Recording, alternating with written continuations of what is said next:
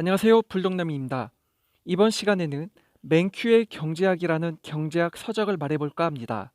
이 책은 쉽게 만어로 풀어내었기에 부담 없이 읽을 수 있어서 좋습니다. 흔히 사람들은 경제학을 딱딱한 학문이라 생각하기 쉬운데요. 이러한 접근 방식을 달리해야 할 필요가 있습니다. 왜냐하면 경제학의 탄생과 발전은 결국 인간 행동을 연구하기 위함이기 때문입니다. 이번 시간에는 10가지 기본 원리 중 몇 가지를 뽑아서 인간 행동에 대한 경제학적 원리를 말해보도록 하겠습니다. 첫 번째는 선택의 대가는 그것을 얻기 위해 포기한 그 무엇이다 입니다. 하나를 선택하면 자연스레 포기해야 하는 것들이 있는데요. 흔히 기회비용이 발생된다는 말입니다. 예를 들자면 학생이 취업을 포기하고 대학교에 진학한다면 4년이라는 시간 동안 벌어들일 소득을 잃게 되는 것이겠죠. 그럼에도 취업을 포기하고 소득을 선택하는 이유는 무엇일까요?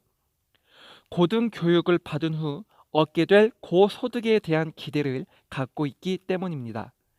결국 인간이란 비용과 편익을 따지며 합리적인 선택을 해야 한다고 보아야겠죠.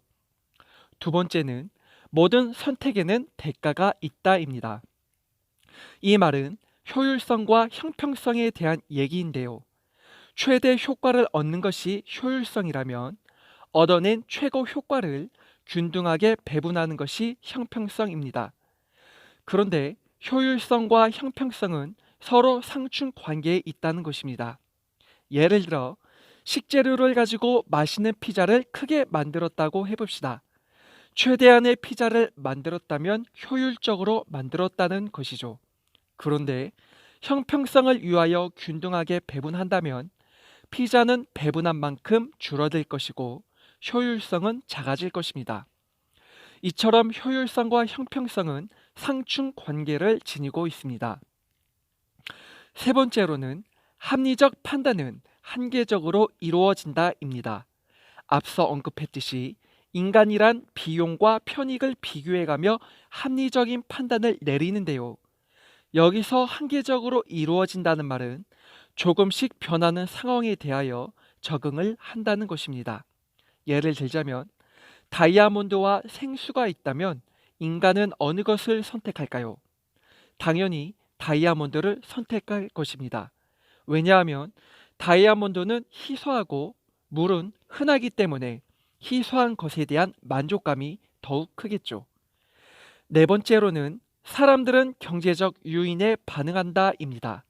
이 말 역시도 합리적 선택에 기인한 것인데요. 시장 안에서 이루어지는 모든 경제 주체들은 경제적 요인에 반응한다고 말할 수 있습니다. 아무리 힘든 일이라도 소득으로 얻어가는 것이 크다면 주체들은 자신의 노동력을 기꺼이 팔려고 할 것입니다. 즉, 돈이 되는 일이라면 무조건 반응한다는 것이죠. 다섯 번째는 시장이 경제 활동을 조직하는 좋은 수단이다입니다.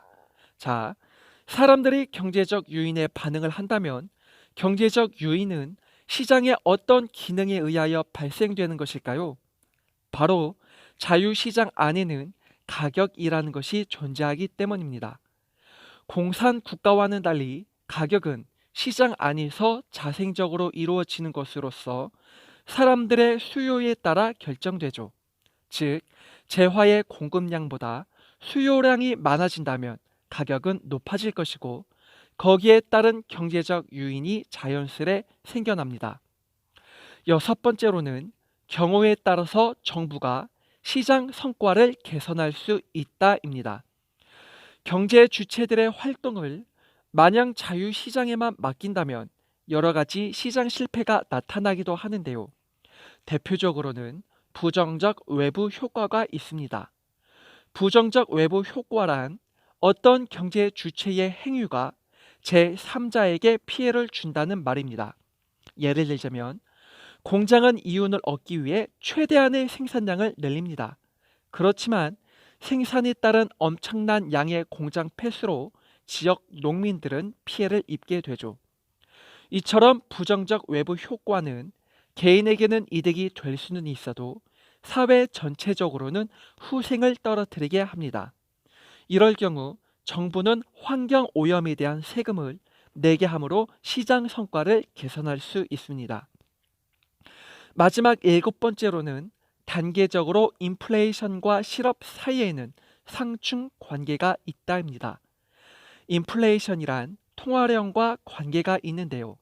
시장에 돈이 증가한다면 이 돈으로 지출과 소비는 늘어날 것입니다. 그리고 이렇게 늘어난 지출과 소비는 점차적으로 수요를 올릴 것이며 결국엔 재화의 가격과 생산량은 증가하게 될 것입니다. 이제 기업들은 늘어난 생산량을 위해서 고용을 늘리겠죠. 이로써 실업률은 줄어들게 됩니다. 이처럼 인플레이션과 실업 사이에는 상충 관계에 있습니다. 대표적으로 필립스 곡선이 이 같은 관계를 잘 말해줍니다. 이제 마무리 짓도록 하겠습니다. 경제학은 어찌 보면 우리 실생활에 필요한 지혜가 아닌지 생각해 보게 됩니다. 왜냐하면 충동적인 선택보다는 좀 더 합리적인 선택으로 비용을 줄이고 편익을 증가시킨다는 점에서 말이죠. 그리고 의식적으로 합리적인 선택을 하려 할 때에 생기는 덕이라는 것도 있지 않을까요? 바로 절제와 평안한 말이죠. 날마다 성장하는 인격체가 되기 위해서 필요한 것이 있다면 그 중에 경제학도 있어야 하지 않을까 생각하게 됩니다. 여기서 엘프리드 마셜의 말이 떠오르네요. 경제학자의 머리는 냉정해야 하지만 마음은 따뜻해야 한다라고 말이죠. 이상으로 지금까지 시청해 주셔서 감사합니다.